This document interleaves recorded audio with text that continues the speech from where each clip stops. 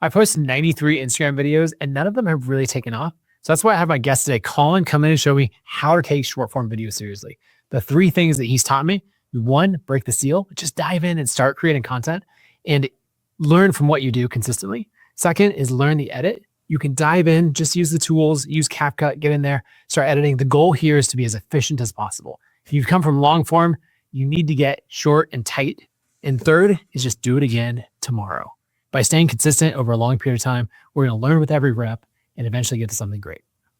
So on that, something, how would you workshop? I was thinking about your hook. You said I posted, what did you say? I posted 93 videos. So just like saying the same thing more efficiently and with less words, it might be like, I'm 93 videos in. Just like we're into it way quicker, it rolls off the tongue smoother.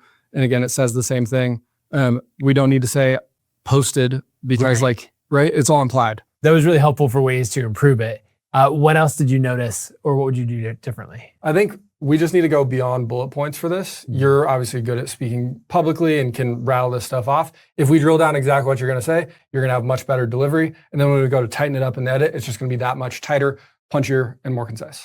So if we were actually making this, we would go ahead and make the outline or the script and then deliver it one line at a time, instead of me trying to riff it off of this. That, and then get a little personality moment, a quip, something like that in there. My typical format is hook, joke, or something of that nature, and then the bullet points. Okay. Maybe it's just because I'm not naturally a funny person. Like what types of jokes are you working in, or what's the joke's probably overstating it. Like a quip, a nod that people in my audience might get that isn't necessarily going to distract new people that just like your little like nod or wink to the camera. Yeah. Not literally, but yeah, exactly. I think the goal of all this should be to make a video that only you can make, and like just injecting a little personality is the easiest way to do that. Say more about the video that only you can make, because I see a lot of things happening where people go through and be like, I don't know, this ripped on Colin's channel, so let me just make the exact same video. Yeah, that does happen from time to time. I guess that's the nature of the beast. But I think